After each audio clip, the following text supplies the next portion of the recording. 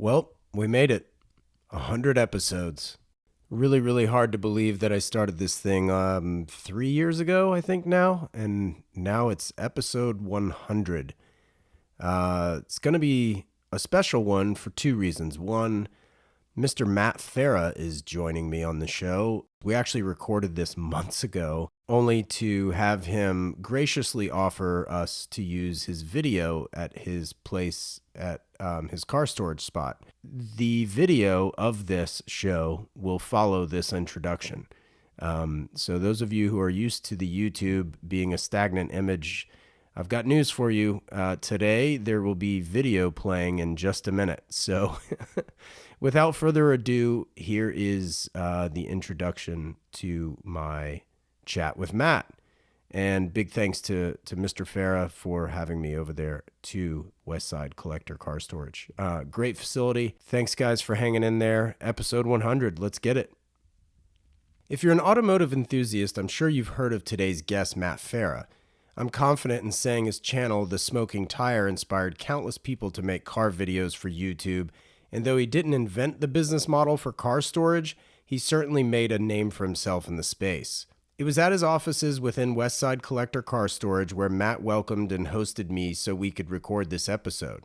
The level of hospitality is immediately felt when entering the building, and given the fact Matt's father held several seats in the C-suites of some of the largest luxury brands on the planet, it doesn't take long to understand why.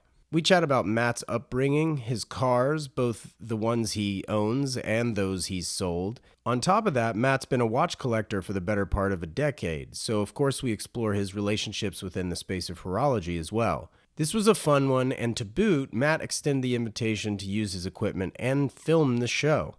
I can't thank Matt enough for the hospitality and the time. It was truly a pleasure. If you'd like to watch this interview, it's available on the Standard H YouTube channel as well as the Standard H website. As always, thank you for the support, and I hope you enjoy this episode. I'm your host, Wesley Smith, and you're listening to the Standard H Podcast.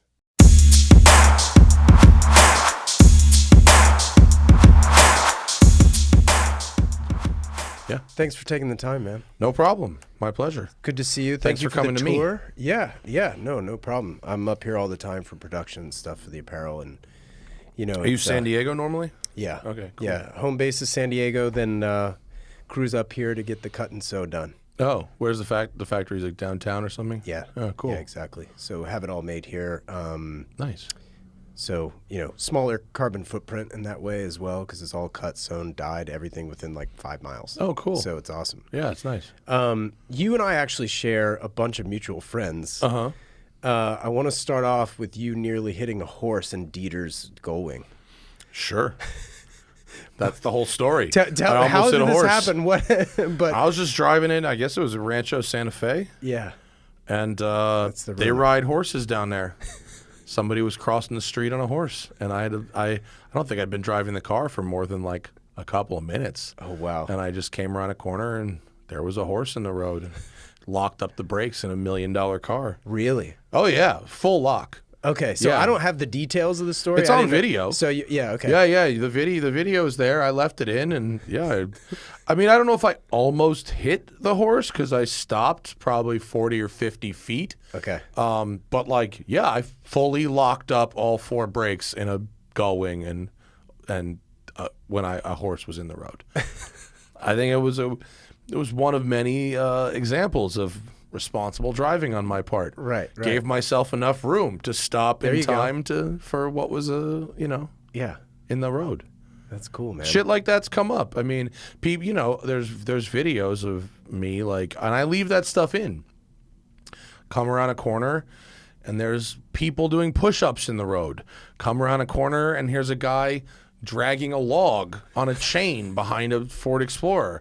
And, there's a lot of folks that would say, oh, my God, I was driving so fast. What if some crazy unexpected thing came up? Right. And I go, well, here's a bunch of examples of crazy unexpected things that have come up. Yeah. And in each of those examples, I have brought the car to a safe, controlled stop and not hit anybody. Right. So I think that my math was good. So what kind of driving schools have you done as a result of this? Is this all just from experience, or have you been to Skip Barber and all that I've jazz? done a bunch of I've done Skip Barber Basic and Advanced. I've done Bondurant Advanced. I've done Team O'Neill Rally School. I've done Dirtfish Rally School twice. I've done the Firm Rally School. I did the Wide Open Baja Off-Road School. Wow. Drift 101 and Drift 102. I've done a lot of endurance racing.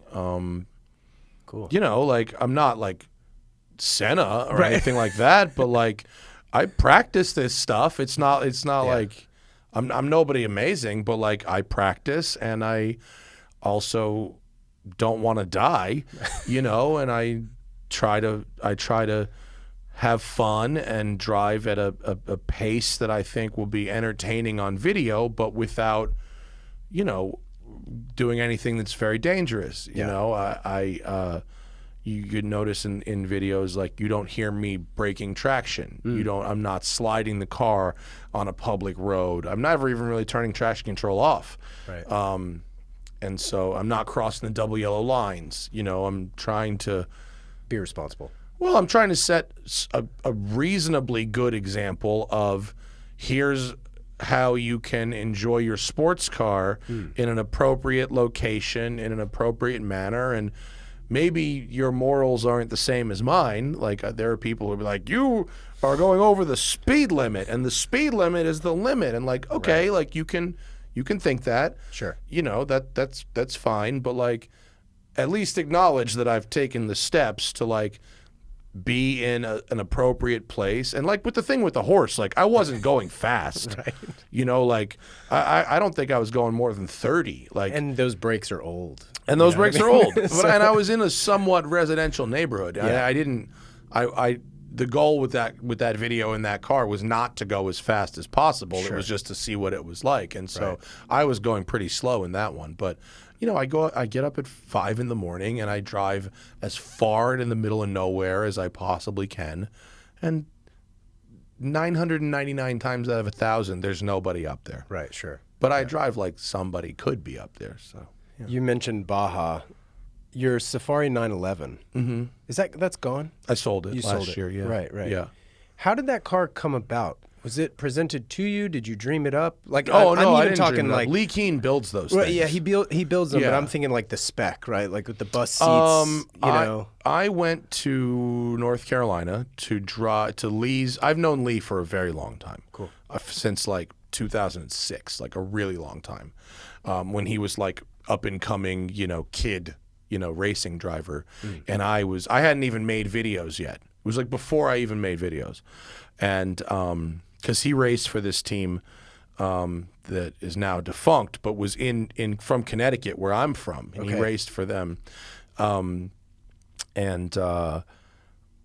He told me I was making this show called Tuned, which was about modified cars. Okay. On the Drive network on YouTube, which is not really. It became thedrive.com eventually.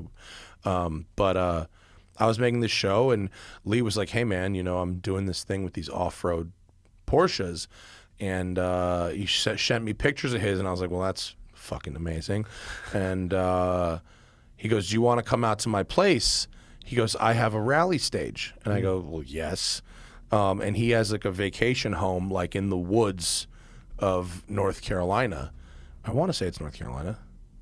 I grew up in Raleigh. Does the Uari Forest No, sound I don't familiar? remember. I want to say it's North Carolina. If you drive straight north from Atlanta, On 85, just straight north, you'll hit Charlotte. you get to North Carolina, Correct. right? Okay, yeah. So it's right over the border. It's Yep. very close to the Georgia-Carolina border, Yep. and it's somewhere in the woods. I see. Smoky Mountains. Okay. Beautiful little place. Yeah. And it's in the middle of nowhere, and there's this road that's not like an official rally stage, but it's like 7 or 8 miles dirt road, and it comes to a dead end. Interesting. And so if you go to the end and there's no one there, and then you work your way back, you now have a closed road. Right. You have closed the road. Right. And so he brought the car, and I had a go in it, and I was just blown away by what you could do with it. That you could transfer the weight and initiate the slide, and it was just the greatest thing ever. And I said, The second after I drove it, I said, just I have to have one. I have to have one. Put me down. Yeah.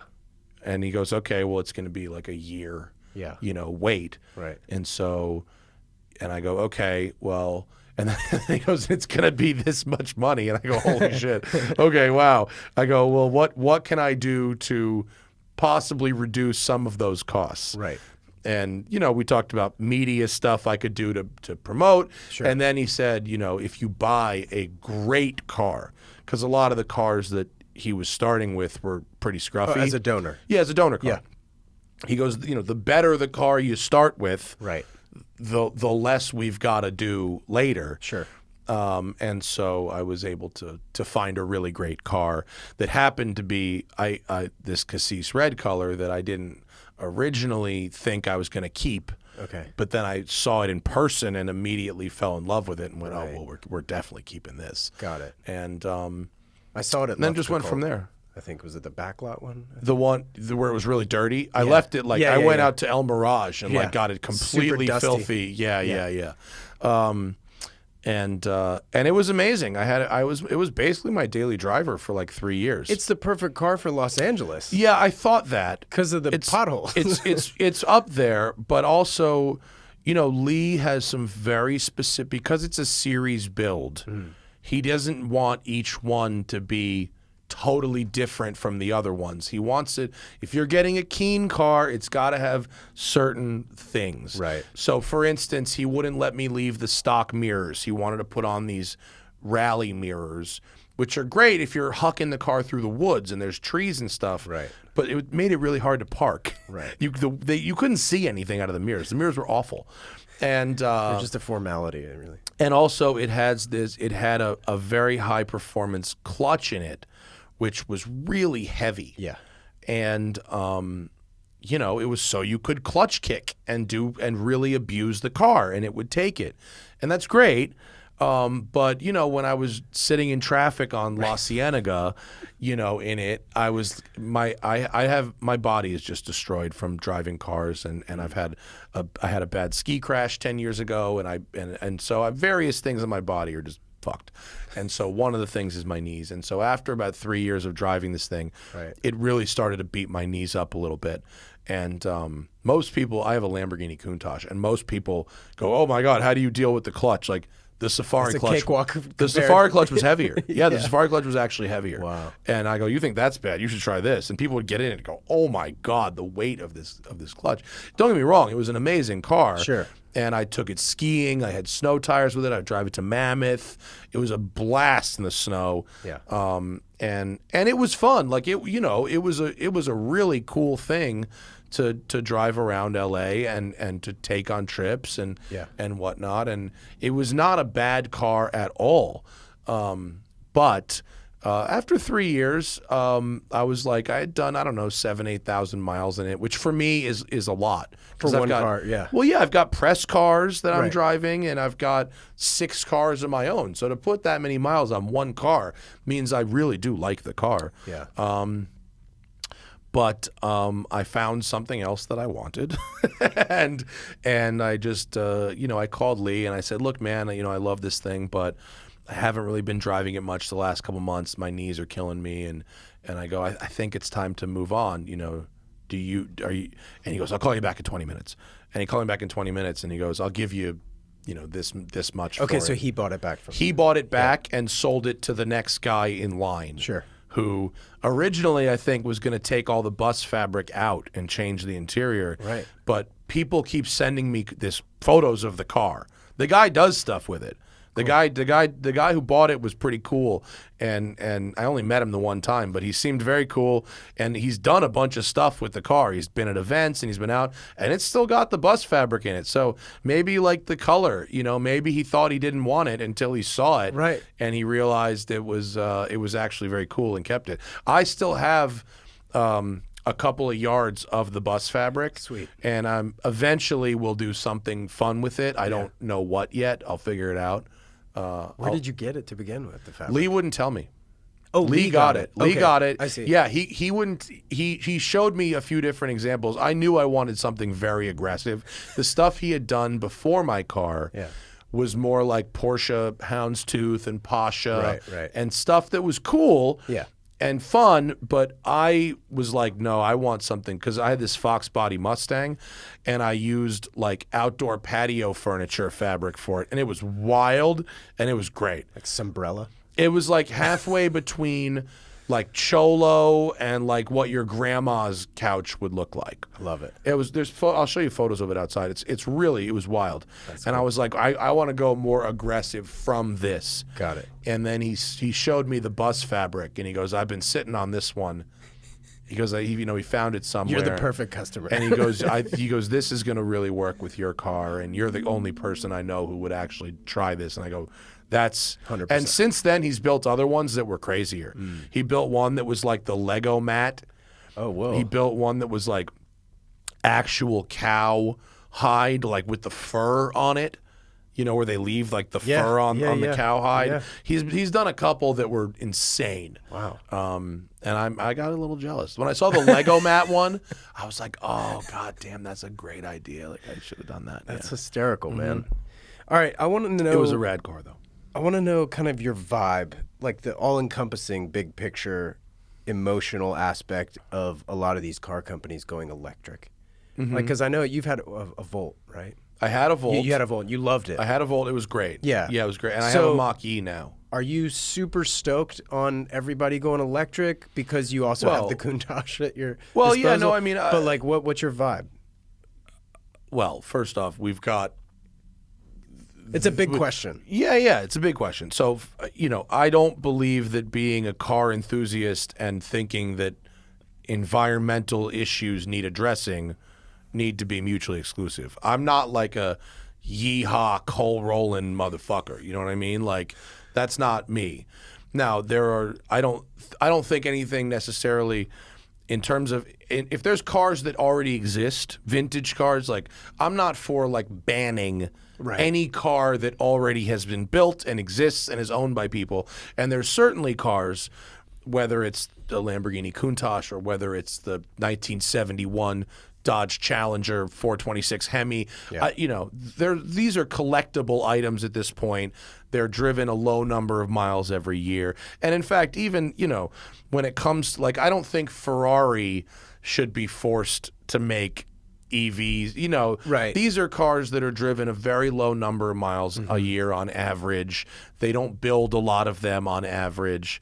And so to hold Ferrari or McLaren or to the standard of, well, you need to do EVs because your cars are inefficient. It's like, well, yeah, but it's a small ingredient in this huge pie. Yeah, and I just saw an interview in the current issue of Road and Track where I am editor at large. I don't read the whole magazine until it comes out. I read the parts I wrote, and the rest I have to wait till it comes out. And so there's an interview with Pagani. And he did the math on the CO2 emissions because they were talking about him being forced to build an electric car.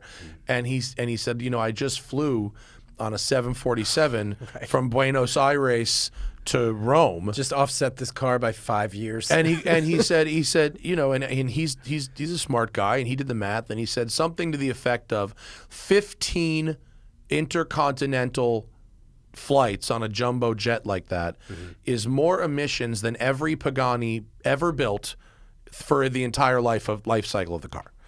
And so if you really do that math, it's like, I want to do the things that actually are helping and not the things that are just performatively appearing to help. Now, back to your original question, do I like electric cars?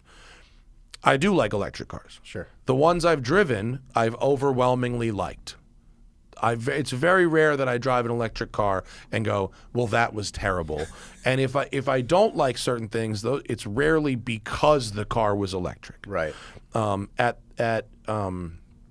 Especially at the lower end, where cars like the Volt, which is an entry level car, or my Mach-E, which is a lower. It was still $55,000, but it's not. Spec of the... Yeah, it's not a Lucid or a Rivian. It's at the bottom half of the EV market. Sure. It's a very refined experience. The power is smooth and linear. When you're sitting in traffic and you don't have the vibrations of an engine or the jerks of a transmission, you know, you don't really realize how much those things impact. When I drive an EV and I'm sitting and I'm in some 45-minute slog to get somewhere to run errands, I'm more relaxed having driven the EV. So I don't mind driving an EV in urban areas, in traffic, in commuting. Right. You know what I mean? I don't. I actually enjoy it. Yeah, it's probably just a more zen experience within the other. It's quiet. chaos. It's smoother. It's, you know, I drive with one pedal. Right. You know, there's all kinds of ways that can make that experience more relaxing. Sure. The infrastructure needs work, absolutely. And they're not good for everything. They're not good for road tripping in certain ways. They're not good for towing. You know, the electric trucks aren't great for towing heavy trailers long distances. Like, all right, that's fine. Not everything needs to be perfect for everybody. And I do think that the very best sports cars right now are still powered by gasoline. Yeah. Doesn't mean you can't go quick in an EV. You can. I mean, you try Taycan Turbo S, like they're nuts. Yeah.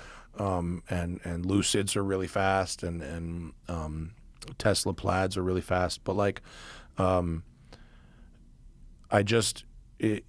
am concerned that if by forcing everyone to build EVs, we then are forcing people to build more mines for rare earth metals, and we're really just kind of offshoring our filth to other places. You know what I was thinking on the way over here, because I obviously knew, I saw that question coming, was like the disposal, right, of all the cars on the road. The 2003 Toyota Corolla that's going to be in a landfill one day or what have you. Like that started to go through my brain of like, I mean, there's literally a million 911s made, right? So like you can imagine how many cars there are in this world. Yeah. I mean, it sounds like a business opportunity, but like, I don't know, do they become there are businesses cans for our canned goods? Or well, there's businesses for, well, first off, there are car recyclers. If you ever really want to, there's places that will salvage Porsches and Lamborghinis and Ferraris. I mean, when I used to work at the exotic car rental company, we would call these salvage places for parts for all kinds of stuff. Oh, I bet, yeah. You know, and there's, you need a coil pack for a Huracan? Like, no problem. Like, you can get that stuff. And so there's businesses off, dismantling these cars and selling them for parts, and then they recycle the metal where they can. And for battery packs, there are people that are doing some very innovative things with used battery packs. I mean, once a pack becomes 50% really, of what it should do, it can't really power a car very effectively anymore, but it can still be used as a portable power supply, to run like an off-grid camping kind of lifestyle, or little home electronics and stuff like that. It can be used as battery backups, like some of these like overlanding people use them as power supplies. And so, just because it can only move a Nissan Leaf 50 miles instead of 85 miles, like it'll run your laptop for like a week, especially if you pair it with a solar panel and whatnot. So there are secondary markets for the battery packs. We don't have enough EVs on the road yet to figure out what happens when there's really a lot of battery packs to dispose of and exactly how that's going to look.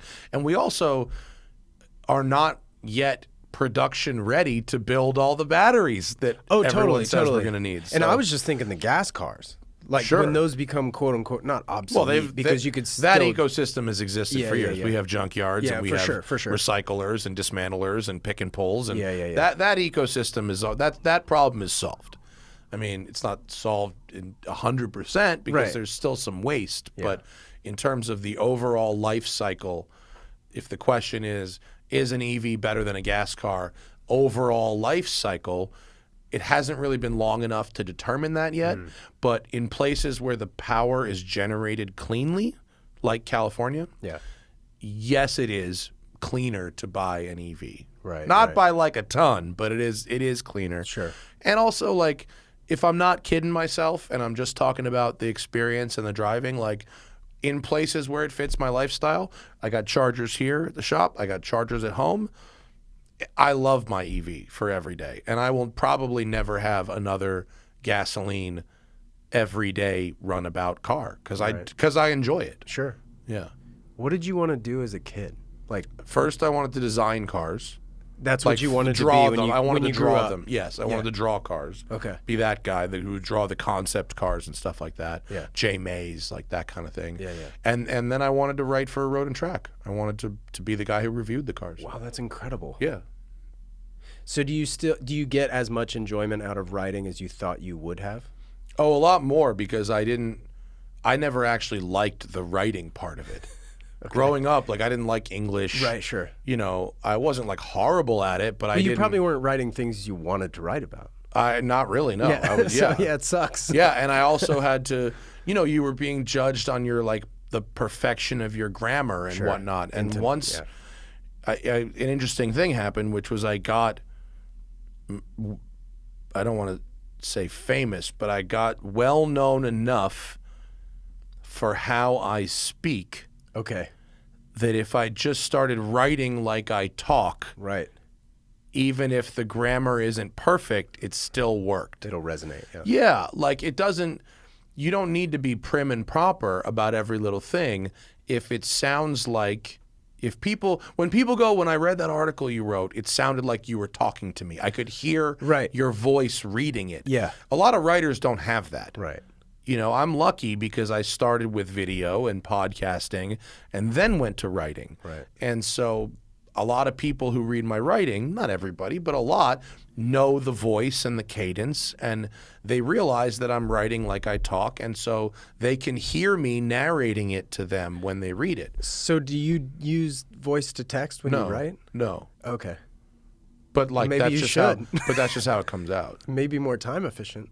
For Maybe. you, because I use voice your to text voice anyway. when I text. Yeah. Oh, okay. Yeah. Well, for sure. Yeah. But like, no. The software is there. Of course. That's why I asked. No, I can type pretty fast. Okay. I'm old enough that I had typing class in elementary school. Yeah. And I really split it. And I'm young enough that like the internet was the internet was a thing when I was became a thing when I was in like 7th, 8th grade. So like by the time I got to college, like all kinds of shit was on the internet. Right, of course. Napster, porn, all that stuff. But I'm young enough, but I'm old enough where all the stupid shit I did in my real youth is not on the internet. Documented. Yeah, it's not on the internet. Yeah. You'd have to break into my house and steal my photo prints to see the drugs I was doing in high school. That's hilarious. Yeah. I know you were a photography major in college. Yeah. I imagine you still shoot in your free time and have you ever fun seen with those YouTube center cards, cameras? bro? So what are you using? Like, what do you have a go-to setup? Favorite camera?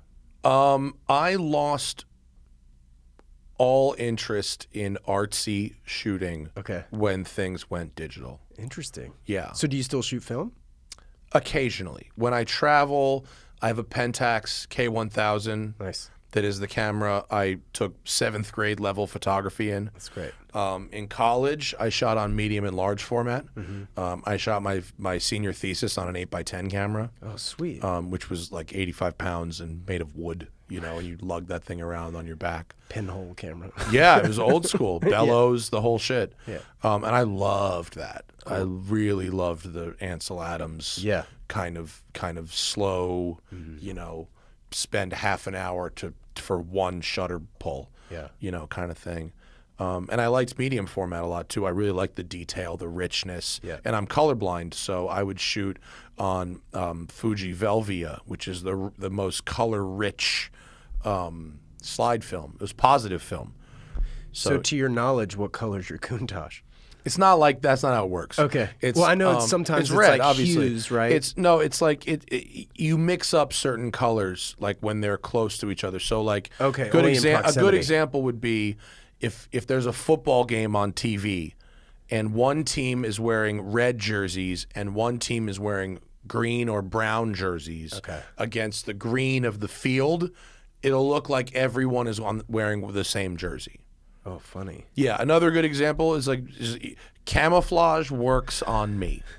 If you're in the woods wearing camo, I'm not seeing you. Bro. That's literally that's why like colorblind people can get out of like military service, because like Right. colorblindness, like you can't see people in fucking camo. So yeah, but so what with the photography thing, to sort of counteract that, Yeah. I would shoot the most vivid color situations I could find with the most vivid color film. And if it looked good to me, other people would be like, holy shit, the colors of this. And be like, yeah, I could see it, so it's good. Wow, that's crazy. So really high contrast, really opposing color spectrums. So what was your thesis on? Color theory or something? My thesis was on loneliness. So I shot desert landscapes and prisons. Whoa. Yeah. What didn't have deserts I did didn't you- have a great, mental situation going on. Look, man, but darkness is the best I art. shot as far as I'm concerned. Arizona and Utah high desert for 3 months, and then I shot prisons around the Northeast also. Now, how do you access a prison like that? You just simply make a phone call? No, most of the prisons I went to were not operational. Oh, I see. Yeah. So like Eastern State Penitentiary in Philly, where I went to school, like was like an abandoned prison, and you could get in there. And there were some other like mental institutions that were like closed down that you could get in, that had like a caretaker you could contact and get in. Yeah. So even the building was alone. Mm-hmm.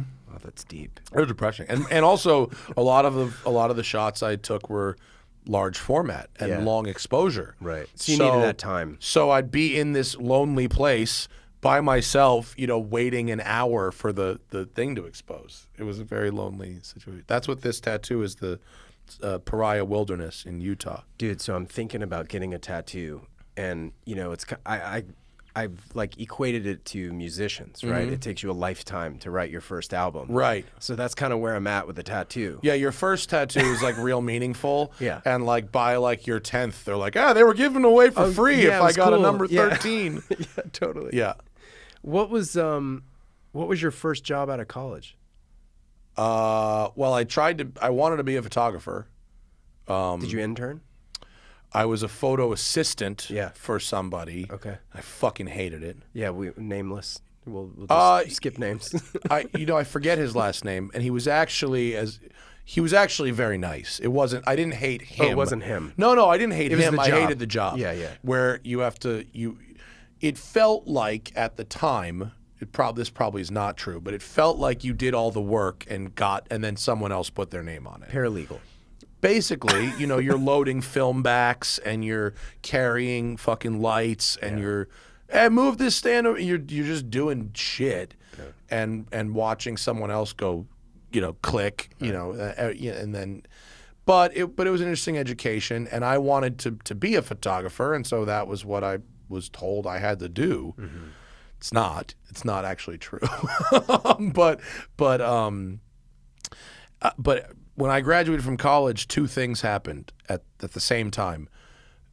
First, commercially available digital SLR camera, and Craigslist. Interesting. And those two things, all of a sudden, you didn't need to be great anymore, because if you're shooting digital, you can make adjustments right then and there. Yeah. You can shoot 1,000 frames. Delete button. Yeah. Good enough became good enough. Now, of course, 20 years later, now you really do have to be very good if you want to make the real money. Yeah. But at the time, good enough was good enough, and you didn't need to have a degree. You didn't need to really know what you were doing, and so that was not going to be what helped me move out of my parents' house. That gig. So I took a graphic design job, doing like Adobe Illustrator and Photoshop, and I was working at a place that did rebranding, like clothing companies or food companies were trying to relaunch their brand, and so we would come up with new hang tags and new store displays and a new sign and new packaging and all that stuff to create the look of the brand, which was kind of boring at the time, but actually it actually turned out to be very helpful. Yeah, it's kind of interesting. Because now I know how to do it. Where was that? Was that in New York City? New York City. Okay. Yeah. Cool. And so I worked with like a bunch of like retail clothing companies and stuff like that, and a bunch of brands that were on QVC. like people who got on QVC and like didn't have any like food packaging for whatever their product was. Right. And so we would mock up and make the prototype packaging that they would go on QVC. Interesting. And and it you know, after like a year and a half, it got kind of dull. But in you do get in to- hindsight, it was actually quite a useful thing because when creating the Smoking Tire or when creating the brand for this, I like know how to. I make a mood board. I know how to. I cut up articles from magazines and get clip art from whatever, and I go, here's my aesthetic. I can mock up what the uniforms look like here and shit like that. And That's cool. Became helpful. Yeah, helpful skill to have. I mean, my background's entirely in retail. I mean, 98% of it anyway. Your dad's had a very storied history in that business. And I worked retail too. I mean, I fucking sold shoes. I worked at Foot Locker for 6 years. I worked at Champ Sports. Like, I have a strong retail background. What's your as well. favorite sneaker of all time?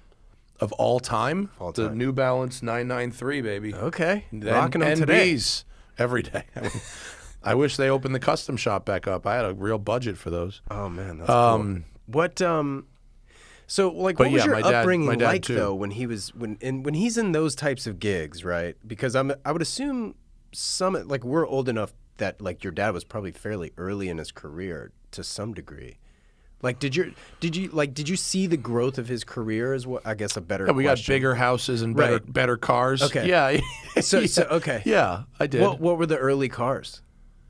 For him or me? For him. For the family. Like at Well, the time. when I was like a little kid, he Yeah. had like a Mercury Lynx. Hell yeah. Which was I'm pretty sure it was the Mercury version of the Ford Escort. It was not great. And then when he got his first like real deal job, like he became like CEO of Saks Fifth Avenue at like 35, like young, like shockingly young. It's like the Mickey Drexler. Yeah, it was 36, shocking, and he so- got himself a Jaguar XJS, Nice. which turned out to be a complete piece of shit. Well, they had all electrical problems back in Yeah, the it was day. terrible. Yeah, it was in the shop, Yeah. you know, and he got rid of that. Yeah.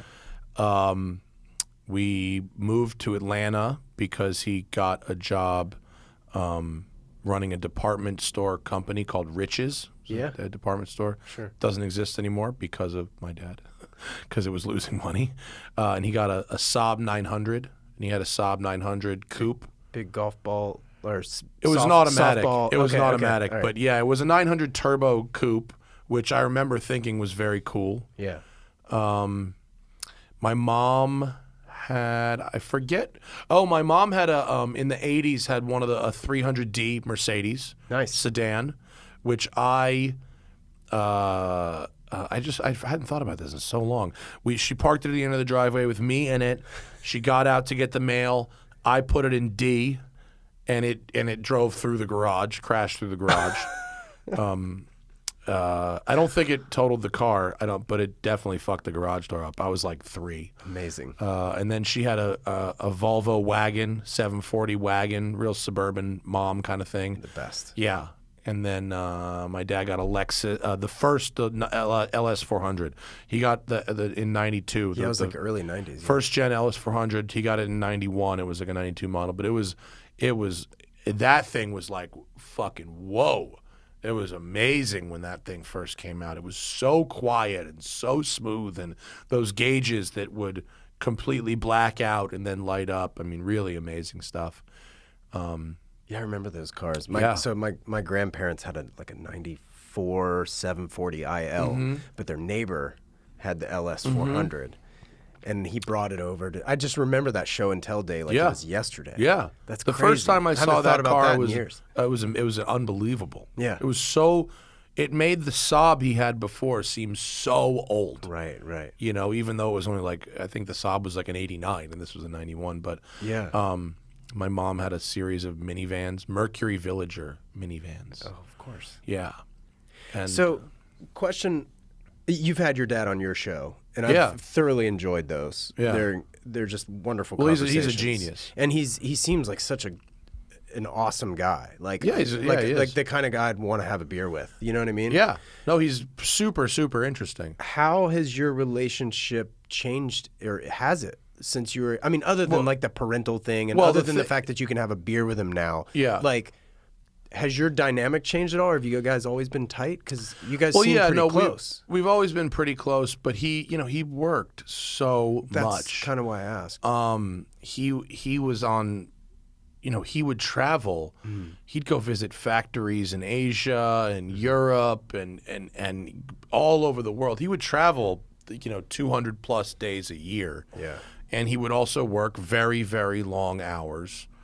And so he just like it's not like I don't want to say he wasn't around, like he wasn't like absentee, but like he was at work, Right. He was just always at work. And we had great family vacations. They always made that a priority. I wasn't like spoiled in terms of like stuff, Right. I didn't have like, we lived in a nice house and my parents drove, relatively nice cars. It wasn't like crazy extravagant. Right. But we traveled well. We would go vacation in Europe, stuff I didn't really appreciate until later. Yeah. We went on ski trips to Colorado, and we would have nice travel time together, but he was gone a lot, and he was always fucking exhausted. He did what I do now, which is he would work himself to fucking death, and then like just collapse. And turns out it runs in the family. I do that now too. Do you have siblings? I have a sister, a younger sister. She's 2 years younger than me. Is she in the Northeast? Yeah, lives in Connecticut, has 2 kids. Oh, cool. Married. Yeah. Nice. Yeah. But he's great, and he's an amazing like role model in terms of like his, not just his brain power, but also his like ethical line. He's very, very ethical, and he always seems to find the considered right way forward. And I get a lot of emails, especially once he came on the podcast. I get a lot of emails from people who worked with him or went to high school with him or whatever. Cool. And they're always like, your dad was always solid. like, solid. No, I've never gotten one where it's like, your dad fucked me. Like it's never happened. So, dude, that's got to make you feel like $1 million, man. well, it's great. It's great. But at the same time, it's a big shadow to work 100%. your way out from under. And I have some advantages in life because of how hard he worked and how well he did.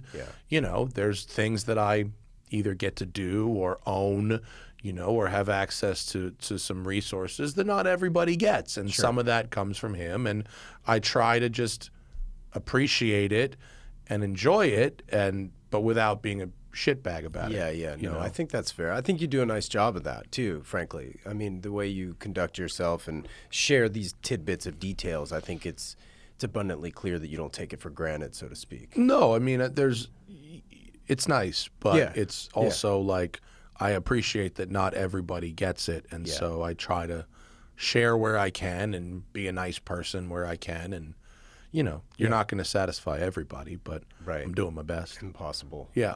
So with your proximity to brands like Ralph Lauren, Tiffany, Saks, how do you define luxury? For me, it always starts with build quality, with a quality of manufacturer. It's when it comes to clothing. Yeah. I want it. If it's a T-shirt or something basic like jeans, I want it to just be comfortable and last like a really long time. Sure. That's especially like, it's why I'm drawn to like Rolex watches, for instance. Totally. Like, I'm not going to lie and say like, oh, I don't know what it means to be seen in a Rolex watch, but I also, having worn them for a long time, I know that you can treat them like absolute garbage, and they're really tough. Yeah. It's Porsche. I like Porsche sports cars because I've just beaten on them mercilessly, and they never get hot, and they never fucking break. I mean, It's the most masochistic brand, Yeah. from a car standpoint, Yeah. because they want to be driven. Yeah. In fact, they break when they're not driven, is my understanding. yeah, well, they can rot. Yeah, rubber Yeah, and seals sure. and stuff goes bad. Anything is better to use. I mean, I have an old Lamborghini, and the more I drive it, the better things work. Yeah. And if it has to sit because I'm traveling or don't have the time, then it's not particularly happy after that. Right. But yeah, I mean, whether you're talking about clothes or shoes or furniture or a home or a car, luxury means it's not disposable. Right. It's made with a consideration of that it's made to last, and it's designed to hold up to the type of use and abuse that someone who's not really thinking much about it might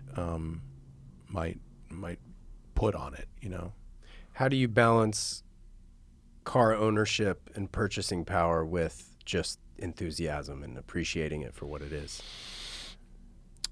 Personally, Yeah. I mean, I buy what I like. I buy what I want to use. And if I'm not using it anymore, I sell it. Yeah. Just like with my Safari, I used to say things like, I'm going to keep this forever. And that was dumb because inevitably I would move on mentally or whatever. And then I would want to sell it. And I'd go, well, I just put myself in a hole of saying I was going to keep this thing forever. What will they think? And so now I don't say that. Now I say, Right. well, this is what I want now. And if tomorrow I don't want it anymore, I'll sell it. And Have you found that parallel within watches as well? Oh, for sure. If I don't wear a watch for like 6 months, and I have more watches than I can wear. Sure. Most people on this podcast fit that description. Yeah, I probably have like 22 watches. Yeah, that's a good number. It's a bunch of watches. And I would say that more than half are under $1,000. Cool. I like Seikos a lot. Yeah. And I didn't end up with 22. I ended up with 22 watches because if I need the itch scratched, more often than not, I will buy something that's relatively cheap. And have I work with some customizers that customize the Seiko divers in ways that I like. I'll change the bracelet or the hands or the crystal or have fake aging patina. I would never do this on a Rolex or a expensive watch, but on a cheap watch, whatever, play, have fun. So I've probably got 5 or 6 Seiko divers, and I've got a couple. I got like a G-Shock and some stuff like that. Cool. And then I have some higher end pieces as well. But if I don't wear it for like 6 months, I will sell it. It's gonna go. Yeah, and That's fair. It's like not driving a car, to your point. right. And also, I've only been into watches for like 8 years. Yeah. And so there's not a lot of like watches I wanted when I was a kid that I can now buy, which is like what my cars are. The cars I had on the poster are now the cars I own, and that's cool. But I don't have that with watches. So as I've learned more about watches and as I've figured out what it was that I like, I've gone through a couple different phases, and sold some stuff. I now know that the perfect watch for me is between 40 and 43 millimeters. Okay. And is between 10 and 13 millimeters thick. Okay. No chronographs. For legibility. I just never use it. It adds thickness and heft, and I just don't. I do have a Daytona. I mean, that's fair. I have a Daytona, but it's a Daytona. What I like about that is it's not for telling time. It's a horrible watch for telling time. But if you're going to have a bunch of Rolexes, you probably should have a Daytona in there somewhere. And I like that watch for a different reason. But pretty much no chronographs and nothing that has to be kept on a winder. Like I don't fuck with like perpetuals anymore. Yeah, I remember you had the IWC. Which was a very cool watch. It is. Really is. But it bugged me out that it was this very expensive watch that I couldn't keep in my safe because it had to be on a winder. Right. And I was like, it's going to get like swiped or something. Yeah. So that bugged me out. What's on wrist today? It I'm looks wearing special.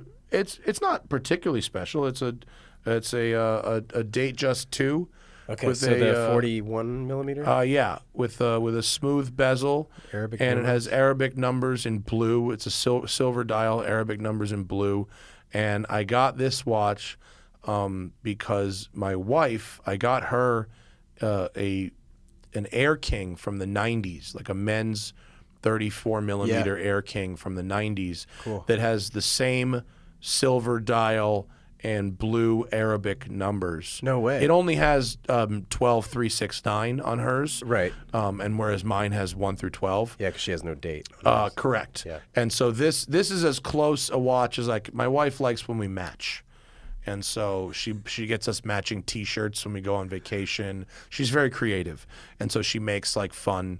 We went on a boat trip and she got us shirts that said Matt and Hannah motorboating, which is like pretty Amazing. funny. You know, she really makes Across the chest, of yeah, course. yeah. And so so this is as close as I could get to matching my wife's watch. So that's why I got this one. What was the most recent purchase, watch-wise? Well, literally last night Oh, no way. Cool. I bought the new Seiko 5 GMT, Sweet. which was an impulse buy. And I literally bought it using my Amazon points. So it's Really? free. Yeah, it's free. It was just point. I have a bunch of points on Amazon. So it'll be here in 2 days. Yeah, yeah. And I don't know what I'm going to wear it for a couple of days and see what I'm going to do with it. But I wanted to try the new GMT, and I've got like a bunch of turtles and SKX based divers and stuff. And Seikos are the best. oh, they're just- awesome. I mean, purpose-built. I so many people. What's the best watch you can get under $500? Seiko diver. Yeah, straight up. 100%. And there's so much you can do with them. I mean, all of mine are customized in all, not crazy. One is crazy, but most of them I just tweak a little bit here and there to make it my own. And for $500 or $600, they're every bit as satisfying to wear as something that is literally 10 or 20 or 30 times the cost. Couldn't agree more. Yeah.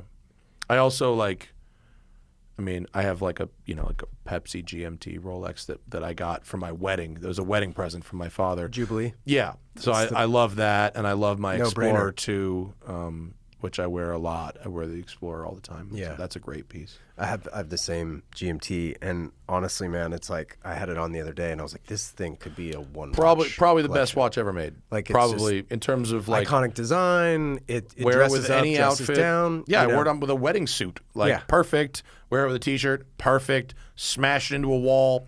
No Perfect. problem. Yeah. It's possibly the best watch ever made. Yeah, no, I don't disagree. Mm. If you were to distill your car and watch collection to 2 cars, 2 watches, what would you do? Well, it sounds like the Pepsi GMT might be a part of Pepsi. I'd keep the Pepsi GMT and then my Daytona probably, which is a gold Daytona with a Tahitian black mother of pearl dial. It's pretty aggressive. that. Amazing. Yeah, but if you wanna rock 'em, shock 'em, that's the one to wear. Yeah. And I would go with the Mach E and the Countach. Oh, wow. Yeah. That's cool. Yeah, I like because that. I wish I had reasons to drive the Countach more. Right. My other cars keep me from driving the Countach more, and I want to drive it more. Well, yeah. I mean, I think that sort of sentiment is great for ownership of anything. Yeah. Like you want to use it. Yeah, you know? I do. Yeah. That's cool. Yeah, Yeah, I love that. and I've always got press. I've got other Press car. cars Yeah, coming exactly. through, so You're getting in stuff Yeah. all the time. yeah, Do you consider yourself successful? yeah. What defines that success for you? I mean, I mean, there's objective ways. Sure. I built a business here, and it's full. Sure. Yeah. I said I've got 130 spaces to offer at this price, and here's the facility I've got, and 135 people have said I was gonna say, and it's full. it's full, and we have a waiting list, and I'm building another one. So this project was very hard. West Side Collector Car Storage. The construction, it took 4 years. It was very, very difficult. I knew it was long. I didn't know it was Yeah, 4 it's 4 years. But at the end of it, I hypothesized that if I built this thing, they would come, and I did, and they did. So, And not so there's interrupting that. you, but fine. when you're building something for 4 years, like, I mean, obviously you're making payments on this stuff, and it's not it's even horrible. being used. Oh, it's horrible. Holy shit. It's horrible. That's got to be miserable. Yeah, it's horrible. Wow, interesting. You're just writing these monster checks. Just And property monster tax, checks. I'm assuming? Do you own Property the land? Yeah, oh yeah. Okay, cool. Property tax. I guess you the- have to if you dug that deep. So. And also if you don't own the land, this business model doesn't really work. Right, sure. I mean, it's if you were having to Rent or lease the build land. this type of infrastructure for something that you don't own, I mean, is just that's not good. kinda stupid. Yeah, it's not good. Yeah.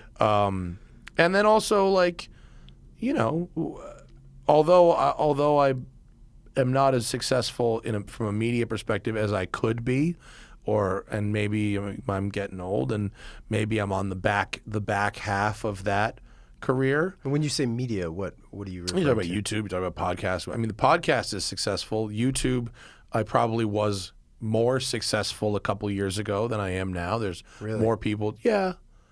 Because YouTube is like it's like a volume game. Yeah. And I just, you need the energy of youth to do that. And I couldn't keep that up forever. What's your posting schedule these days? Well, we're doing 8 videos a month now, but I used to be doing 16 videos a month. Oh, is that right? So Yeah, I you're was doing half. I was doing Okay. 4 days a week Okay. for 3 'Cause years. I don't know. I see your content all the time, it Yeah. seems. Well, but time's flying, so even if you're doing half, it seems like Well, it's 2 videos Often. and 2 podcasts a week now, Yeah, as yeah. opposed to 4 videos and 2 podcasts a week. right. So, but also I get to write for the magazine, and so it's that's the magazine that I dreamed of writing for when I was a kid. So now I have that job. So, I mean, yeah, I guess objectively I am. I don't have to think about money very often, which is great. I don't have so much that I'm like flying on private jets everywhere, but Right. but I've got enough where it's something I don't have to really think about very often, which is really, really nice. And I also don't have kids. And I'm not going to have kids. So, Got it. So, by the way, my wife is more successful than me. So What does she do for work? she's the head of research at Twitter. Whoa. Yeah. Research? Yeah. Man, she must be busy. Yeah. Very busy. Yeah. Fact checking She and- works. Not that. No, No, I'm just kidding. it's user experience. So Oh, I see. if we make this button red, how does the audience react? It's lot of the A/B kind of testing. Yeah, A/B testing. It's focus groups. It's what does your home screen look like? How does the algorithm work? How does it feed you suggested items versus people you follow? Well, it's good she's not at Instagram right now. I know, right? Yeah. Well, she used to be at Facebook, which owns Instagram, course, and so now she's at Twitter, which is an interesting place to be right now. Yeah, Yeah, but she's With ownership and she's such. very successful. So between the two of us, we do okay. And fortunately, she likes weird cars. You see the Nissan Pao downstairs? I didn't- That's hers. Oh, no the little way. the little blue Yeah, Japanese yeah, car. yeah, That's okay. hers. That's And she has a Delica also. Yeah, the Delica. I van. was gonna- yeah, that's yeah. hers. Yeah, That's amazing. So if she's happy, if I just keep buying her weird Japanese cars, like, all right, cool. Is she a Fiat Jolly fan? She probably would be if she. The orange. Yeah, you no, know, she. kinda The POW is basically a Japanese Fiat Jolly sort of with zany, doors. you Yeah, know? That's cool. What I don't know the history behind the smoking tire as far as the name is concerned. Where did the it's name hard to come up from? with. It was a tough one. It took me months and months and months. It was from the branding company. Go back to that branding company, we'd have to come up with brands for stuff. Yeah. All the time. So you have inspiration boards and you're writing lists and one day at the branding company, Theodora Richards, who is Keith Richards' daughter. Okay. Smoke show. Okay. This chick comes in. Well, we're going to help her start a denim brand. Okay, fine. And all right, we sit down and we talk to her. What are you into? What kind of activities? What is your day like? What is your attitude? What are you, and then it was like, all right, well, what's the name of this thing going to be? And I just started just writing out, like, I of course went to cars Yeah. And something she said was about old cars. She liked old cars. So I, started writing, manifold, like. It's kind of a cool denim name. Yeah, well, Manifold. we ended up on 4-stroke. Okay. 4-stroke engines. 4-stroke denim was the name of the brand, which I came up with. Wow. And so I have this background in naming stuff. Yeah. And so I used to read this website all the time called The Smoking Gun.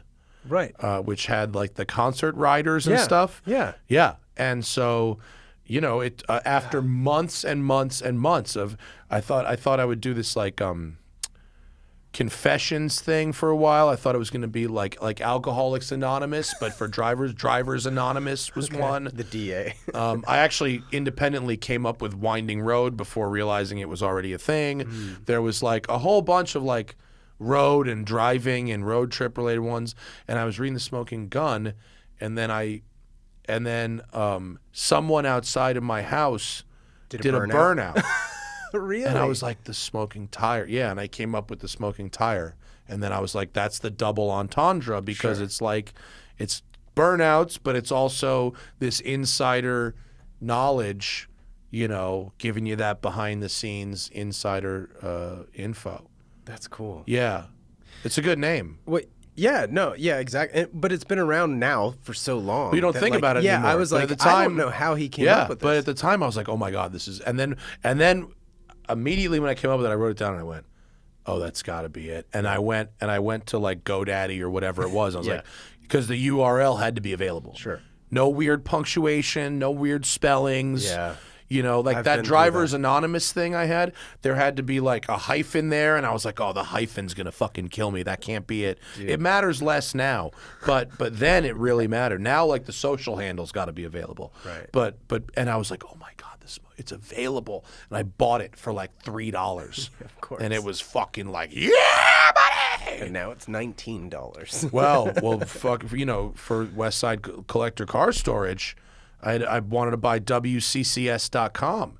Right. And 4-letter domain names that start with a W, radio stations use W's. So like, if you've got it was $5,000. Holy shit. And and I went, oh my God, I can't believe I'm about to blow 5 G's on this. Like, but in hindsight, it's your name. It was worth every penny, and not to type out West Side Collector Car Storage. Yeah. I mean, just WCCS.com is just like, and it's useful for the life of the business. And so I don't miss the $5,000, but it seemed like a lot of the time. Yeah. Well, you've got over 1 million subscribers on YouTube, 300K or so, right, on Instagram, something like that. Yeah. Yeah. What is the like sort of crowd management like? Do you have help? Crowd management? Well, Zach, just like DMs. Zach and all normally sits in that chair. Yeah, Zach is my co-host on The Smoking Tire and the producer and co-host of the podcast.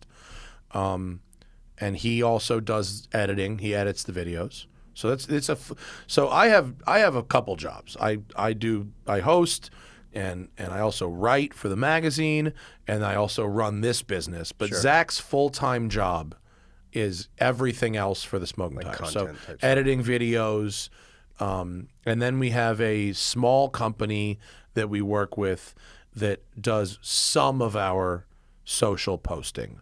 So like I'll just grab my phone and post something on Instagram. Sure. But they have a schedule, so they know when our videos are coming out and our podcasts are coming out, and they cut clips and they do that. So we pay them every month to do that, but most of it is me and Zach. Well, I just meant even just from a fan standpoint, like DMs, comments, all that stuff. It's all you still? I mean, yeah, for the most part. I mean, you're pretty active in the comment. You've also turned off comments. I did for a while. Yeah, I did for a while. But they're up now. They are. Yeah. What did I change about that? For a while, you were only using desktop, which I thought was that actually genius. worked. That worked for a while, and I still only use Twitter on desktop. I don't have Twitter on my phone anymore. Turning off comments, there were no negative effects of turning off comments at all. As far as like likes or whatever goes. I didn't lose anything.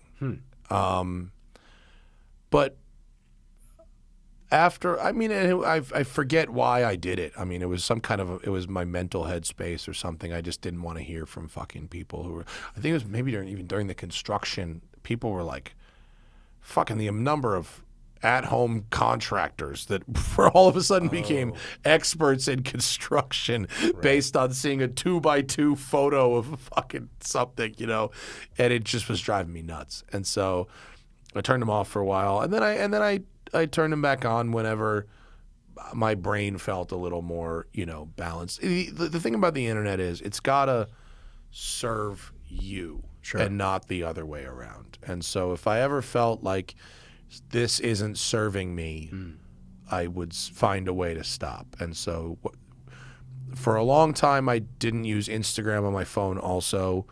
And that was not tenable because it's just to take a photo and then wait till later to go home and post it. Like, it was just easier to just have Instagram on my phone. But Twitter, I still don't have on my phone, and I won't have on my phone because Twitter, I get angrier at Twitter. That's crazy. Yeah, but it's important to not let social media run your fucking life. What was the impetus behind starting your YouTube channel? Because, like, I know you were like detailing cars back in the day, and you were around. Well, cars, we made our first YouTube videos 6 months after YouTube launched in 2006. But like, what gave you why? Do you know what I mean? We had the car wash. Larry and I owned the car wash. Advertising. Marketing for the car wash. Got it. Yeah. We started this driving club, which was marketing for the car wash. Sure.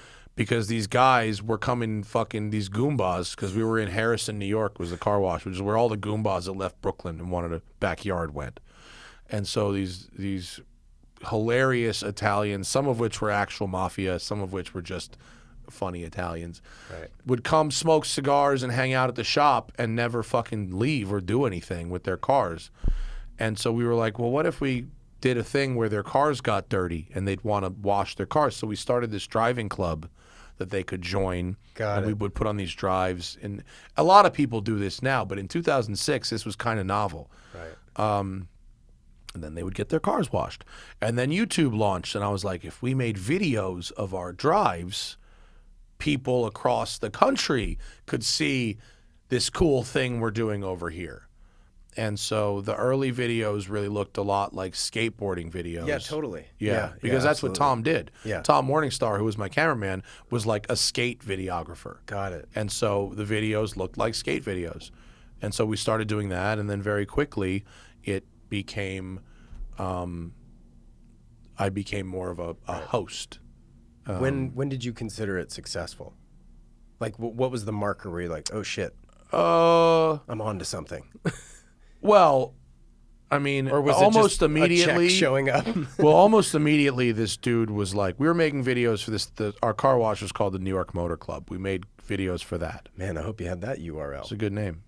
We did. We had nymc.com and newyorkmotorclub.com. Wow. I think Larry still owns it, actually. This guy was starting a YouTube network and almost immediately saw one of my videos and hired me on a salary to go host. Oh, wow. Yeah. And so that lasted like a year and a half. And then the economy crashed, and then we got fired. The whole company sold cheap to Google, and we got fired. And that's when we moved to California and started the Smoking Tire. So I don't know. I mean, it was a real grind for a really long time. So was California chosen because of like better weather to make videos? Yeah. We could make videos year round. Yeah. That was why. We came from New York, and it would snow, it would rain. Nightmare. And so we came out here on a work trip, and it was like, holy fuck. We're out here, it's January, it's 75 degrees. We're driving a Ferrari, and like it was a total no-brainer. That's awesome. Yeah. And So weed you was legal. Yeah, fair enough. Yeah.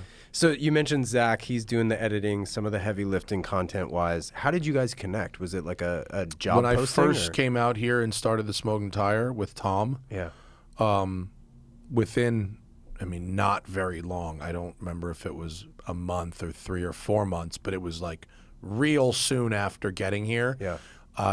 We also had the Smoking Tire website, which is still a website that exists, but now it's just a landing page for all of our other media stuff. Right. It just like basically like auto-populates. Sure.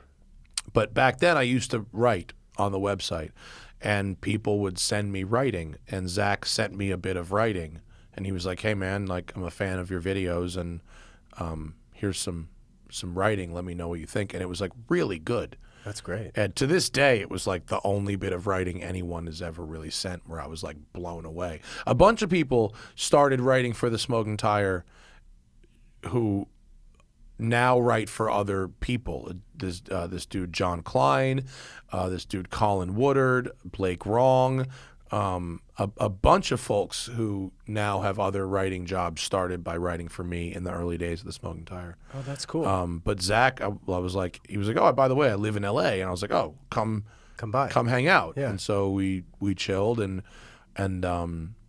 first he started by writing some stuff for the Smoking Tire, and then I was like, do you want to come on a shoot and see how we do this? And then he didn't have any background in videography at all, and we just like taught him how to make videos.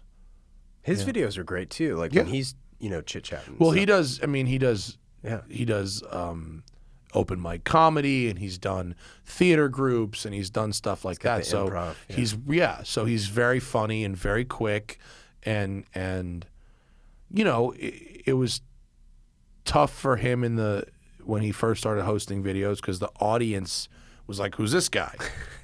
But I knew from the beginning that he could do a good job. It wasn't whether the audience is warmed up to him or not. It was not because he wasn't doing a good job. It was there just because they were used to seeing me and not him. But I think we complement each other well. Totally. Yeah. Yeah. Well, especially on the podcast for sure. Yeah. Thank you. Anytime he interjects. And even when stuff, we're doing car reviews, like it's all very relevant. I have more fun. Like I used to go out by myself and Right. make videos, and like I'd rather do it with my friend. Yeah. Like That's awesome. I'm enjoying it more. How does a successful YouTube channel like yours grow? Like at this point, like what are you focused on? Like Ask somebody who's growing. well, okay, that answers that. But so are you even worried about that? Do you care that it's not growing then? I mean, you said it with a laugh, but I mean, there are things I know what you have to do to grow a channel. okay, Some of those things I'm willing to do. right. Some of those things I'm not willing to do. Well, you said the content, right? So 16 So- versus 8. Right. So yeah, I mean, one of those things is, YouTube has decided that if they want you to grow, they want you posting every day. Yeah, No. How about fucking no? that's Not a lot of doing work, that. man. Yeah. People burn out. I burnt out after doing 4 videos a week for 3 years. Alone. Yeah. Yeah. And Because the edit I used takes to edit way those longer. too. Yeah, I was gonna say I the was edit- editing those also. And That's the so, work. That's yeah, the work. Yeah. And also I mean, part of it is by making content and keep making content, Yeah. right? And then there's other what they call best practices. The YouTuber face in the thumbnail. Yeah. Using bright yellow text, like just shit like that Right. that helps you stand out. And look like Walmart, but I mean, if it works, look, we've had the studies done. Yeah, I've no, paid, no, no, I've no. paid Yeah. experts. Right, right. I don't do that shit because I think it looks cool. No, you no, know, I'm it's- that wasn't an attack at Yeah, you at all. everybody does. It's more like, it's like what sells versus like what. It's a struggle that I have with Yeah. my own brand. Yeah. Like, do I want to release this product? Well, I want to design this way. Well, I also know that I'm like the 0.01% that wants it that way. Yeah. Do you know what I mean? Yeah, and it's tough for me because I don't consume a lot of YouTube content. Okay. There are other YouTube creators Right. who consume a ton of YouTube content, and I just don't. Like, and that's just like not how I choose to consume content. So I know there are also like groups of YouTubers too that like quite literally give each other advice, and they have like their own little chat groups and stuff like that, which is, I mean, cool as a community. Well, I Are talk. you tight with? I'm friends with many a bunch of them. people? Okay. Yeah, I'm friends with Doug DeMuro. Sure. I'm friends with Freddie Hernandez. I'm friends with Ed Bolian. I'm friends with Amelia Hartford and Rob Ferretti. And, we talk to each other, and we discuss, I mean, not always work. And usually Right. it's almost never work. But, Yeah, that's. Yeah. But, I mean, but I a lot of these guys are like, I don't really call myself a YouTuber. Right. You know, I'm an automotive journalist, which means I do car reviews. I mean, that's really what my channel is. It's car reviews. So it's not like YouTube is just the outlet for your product. right. Yeah. And I got a lot like Freddie and Amelia and Rob Dom. Like they're not doing what they're doing these builds, and they're doing like YouTuber shit that is more successful on YouTube than what I'm doing now. The most successful thing I ever did on YouTube was driving people's personal cars and like evaluating their modified cars, which the audience loved and I didn't love. Interesting. I didn't enjoy that much. Why It was not? because I would much rather go, here's multinational corporation, they've built a product and they want you, customer, to spend $100,000 on that product. Yeah. Should you? Should you not? Have they done a good job? Right. What could they do better? As opposed to, here's Dave. Yeah. Subjectively. Dave modified Yeah. his car Yeah. in a way that suited his personal needs. Did Dave do a good job based on my criteria? Right. And oh, by the way, Dave's gonna fucking sit here Yeah, next to you. next to me while I drive this car. And that doesn't mean I'm not appreciative of the people who brought me cars, and that doesn't mean No, sure. that Yeah. you know that I didn't enjoy meeting them and hanging out with them. Yeah. But to drive a car for 15 minutes, decide whether this dude or girl did a good job modifying the car they wanted to modify their way according to my standards was ultimately unrewarding. I see what you mean. compared to driving new product that's really engineered by people whose job it is to engineer it and then giving consumer advice based on that. Yeah, sure. And so I found other ways to replace that income. You know, like my channel is not doing as well as it was before, but we're making more money as a company because of the podcast, because of my writing, Right. because of other things. But you know, I had 3 years or 4 years of incredible growth that's kind of over now, and there's almost nothing I could do to get it back. Interesting. Yeah, once that momentum stops, it's stopped. So it's fine. Yeah, it I seems still like get- you're at peace with it. I am. Yeah. We still earn a living. Yep. I still drive press cars. I still review them. I still get views. I still sell ads against the views. But the time of big growth for that part of my career, I think, has ended, That's cool. and I'm okay with that. Yeah, totally. Yeah, because honestly, making videos, the physical making of the videos, is probably the least fun part of the job. Well, waking up at 5 a.m. and Yeah, driving to the middle of the desert. I like the driving part of Yeah, it. yeah, of course. But sure. if I had to choose writing articles, recording, doing radio here in my studio, or creating or making videos is the most amount of work for the least amount of money. Yeah. You know? Yeah. So Yeah, beating your head against the wall to a certain degree there. I'm not at the end saying of the day. I'm not ungrateful either. Yeah, I mean, sure. I understand how I got here, and I Yep. chose to make videos, but I've done 2,000 of them. What's your favorite release this year, car-wise? My favorite car that's come out this year? Trying to think. GT4 RS. It's a good one. Hard to beat that one. GT4 RS pretty fucking good. I saw that the LA Auto Show, and it was just like, I can't Yeah, it's believe they're badass. doing it. It's Like, fantastic. It's fantastic. It's amazing. car. Yeah, really, really good. What's in the garage right now? You have 6 cars, you said? I think, yeah. You got Lambo- Countach, Ferrari 328. I want to ask you about that car. I've got an E46 M3. It's my favorite. That's here. It's back over there. That's my favorite M3 of I've all time. got yeah, it's great. The Mach-E, Sure. wife's POW, wife's Delica, Okay. Aston Martin Vanquish. That's a 7. Oh, you do have that The car. manual I forgot- manual swapped Aston completely Vanquish. forgot about that And then one. I've got a Honda Monkey. What? Yeah, I've got a. What is a Honda Monk? I'm It's sorry. a little motorcycle. Okay, all right. It's a mini motorcycle. That's why I don't know about it. Yeah, and I've got a Vespa. Sick. And I've got a That's it for my cars right now. And then I'm driving the Bronco Raptor press car, which is that's parked the outside press today, car. the green one. Yeah. Well, part of the reason I ask is because like I always joke that I'm customer number one of Standard H Apparel.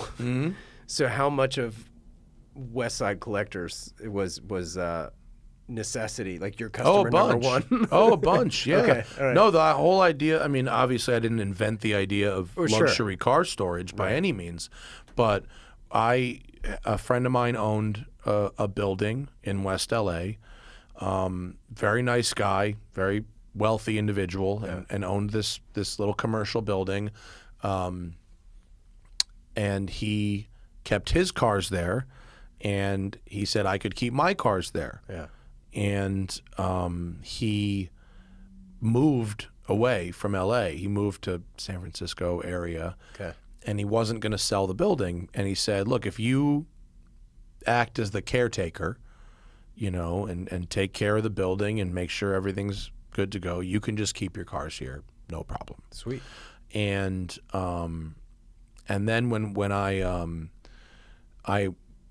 mentioned I used to work for this exotic car rental company, Gotham Dream Cars.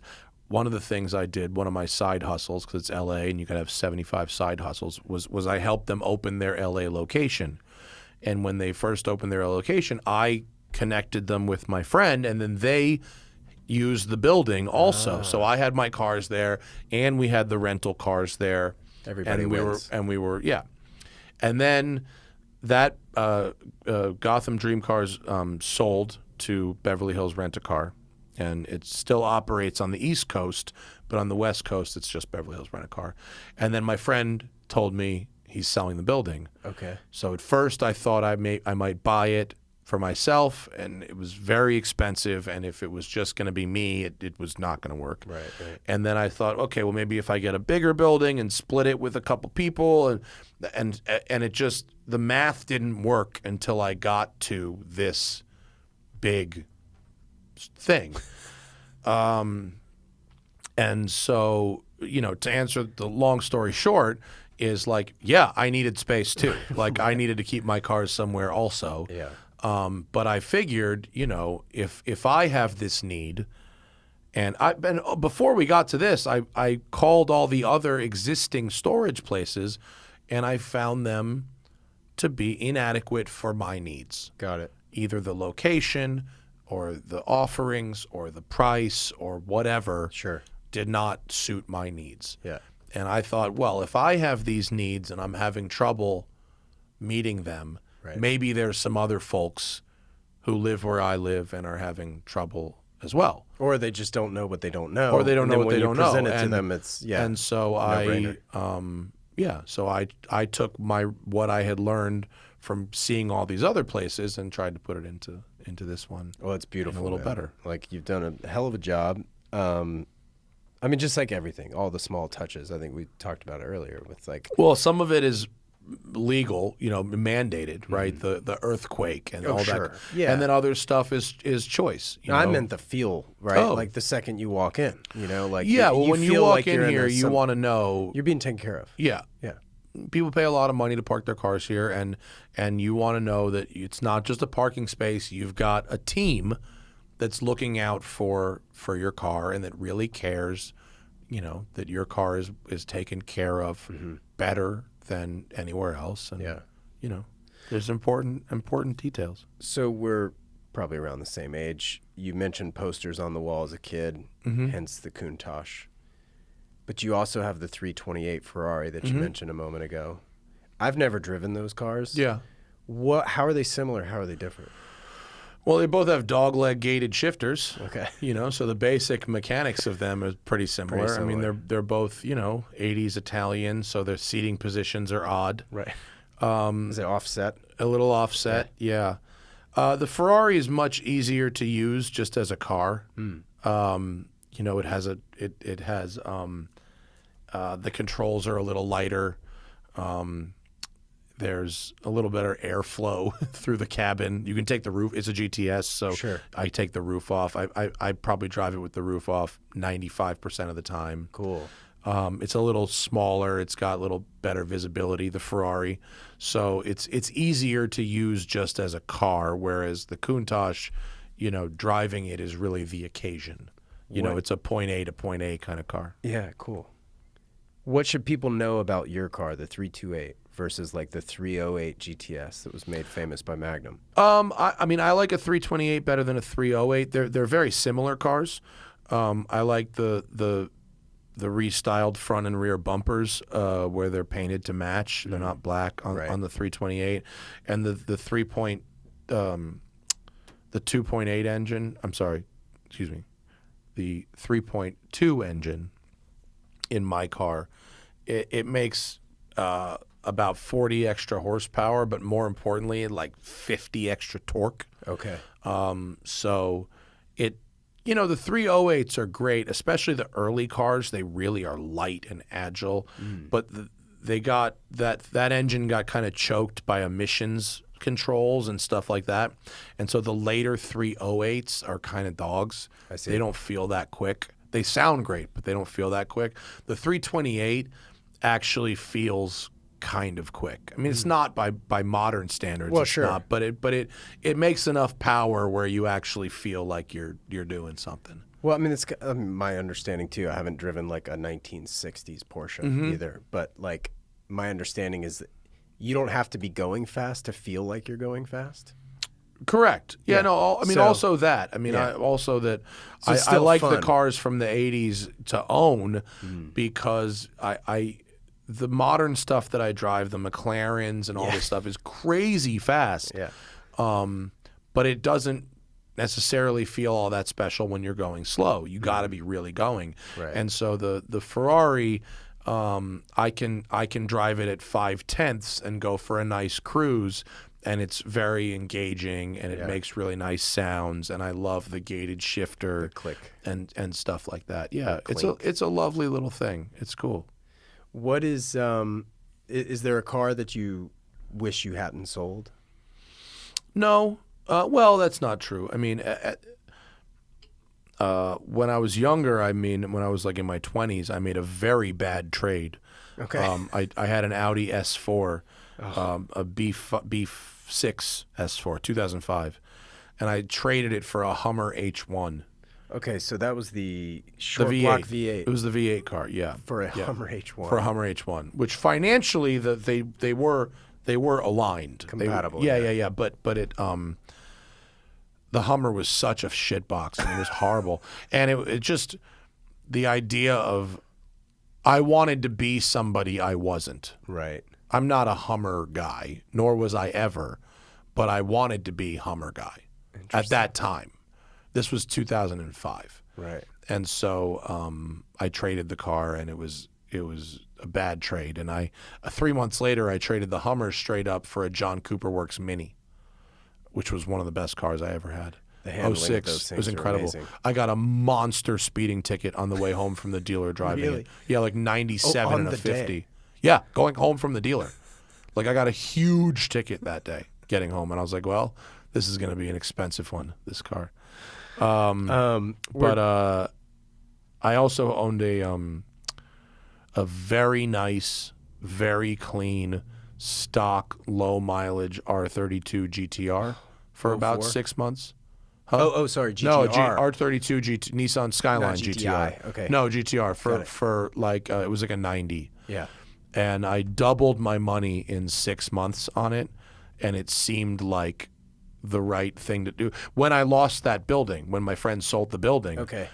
one of the parts in that story I skipped over was that I had to massively downsize my collection. I had like 7 cars, Oh wow. and I lost this building, so I had to like get rid of 4 cars. Now, fortunately, I was able to get out. I didn't have to like sell them for half what they were worth. I was able to get. You made out all right. Yeah. I sold my Corvette. I sold my DeLorean. I sold my the Skyline, and then I ended up selling my Fox Body Mustang also, and I got out of all of them fine, but at the time it made sense to sell that Skyline, but now that I have more space to keep it, I wish I had it still. And the guy offered to sell it back to me for a lot more money than I sold it to bet he him. did. And I was like, thanks, but no thanks. Yeah. So maybe I'll get another Skyline one day, but that's the only one where I miss the actual car. Well, if I decide to sell something, it's because mentally it's already gone. Yeah, mentally it's done. Sure. Just wrapping up here, we can't talk without talking Pearl Jam for a second. Sure. Pearl Jam 10 was the first CD I ever bought with my own money. Mm-hmm. Mine too, although I bought two other cassettes that day. That was the first one you ever got? I bought Pearl Jam 10? Aerosmith Get a Grip, Pearl Jam 10, and what was the other one? Van Halen. I bought on the same day. My first. Was that like a greatest hits or something of Van Halen? What was that? No, it was older. I want to say it was like 1980. It was Okay. the one with Jump on it. Whatever 84, that was. I Yeah. think it was 1984. Yeah. That's interesting. Yeah. Oh, that's cool. First Sam Goody, solo mission. Is that in the city? Sam Goody was like the. Did they have? No, totally. Yeah. Oh, this was in the suburbs. Was in the city? No, it was okay. like suburbia. Because I know it was like super popular in the Northeast. Yeah. Down where we were. That it was the like Northeast record store. CD Superstore, Yeah. like whatever it was called. But yeah, Sam Goody definitely existed in North Carolina. But Yeah. Matt, thank you. This was Oh awesome. yeah, no problem. Happy to do it. Thanks for coming to me. Yeah. I'm very comfortable in this studio. It Yeah, makes I my was life a gonna lot say, easier. These seats they're cozy. The man. Capisco chairs. Yeah, they're they're cool. very good. If you have to do a lot of radio, they're good for your back. Yeah, I tend to slouch, which Yeah. I'm sure on camera looks really great, but like, oh well. First I'll get time over it. first time on video for doing the show. Yeah, for sure. Yeah. But You I'm gonna can do throw this whatever up on YouTube because All I right. usually just have a static image. Mm-hmm. But I was Well, like, now oh, you shit. have a real one. Let's run it. Cool. Thanks for Thank having you, me. man. Absolutely. Yeah, this was awesome. Yeah. Really I'll see appreciate you at Luft maybe. If you're going to that. Yeah. I guess was that They just announced November? it. Was that October. tomorrow? Tickets go on sale, I guess. I think The when it's 9th? October what? Something? August? When is Yeah. it? Let's see. September. I think tickets are October 9th. on August. Yeah. Sweet. I'll I'll be see you there. in a couple months. Are you going to Pebble? I wish. I've never been. No. It's a bucket I list. recommend it. I don't know why I haven't been. I have no excuse. I'm dying to go. Yeah, it's a good. Can't I go go. this I year. probably go like every 3 years or so. I don't go every year. I'm leaving Wednesday for 8 days to go to Utah in my brother-in-law's Rivian truck. Oh, interesting. So we're just doing a big road trip. My wife, my brother-in-law, he works there. Oh. And yeah, it should be fun. Cool. That'll be fun as long as your charging stations work. Other Yeah. than that, it'll be fucking yeah. terrible. Oh, thanks for having me. We could talk offline about that some more. 'Cause, I got talk on the record about that shit. other details. All right, cool. So Thanks for having me. yeah, thanks. See you later. Okay. This wraps up this episode of the Standard H podcast. If you like what you heard, I'd love it if you'd share it with a friend or two. And if you have a moment, please rate and review the show as it helps others discover these episodes. It absolutely helps far more than you realize. Shout out to Jensen Reed and Super Beautiful for the theme track, as well as to Clear Audio for the noise canceling headphones. Thank you so much for listening, and I'll catch you in the next one. Take care.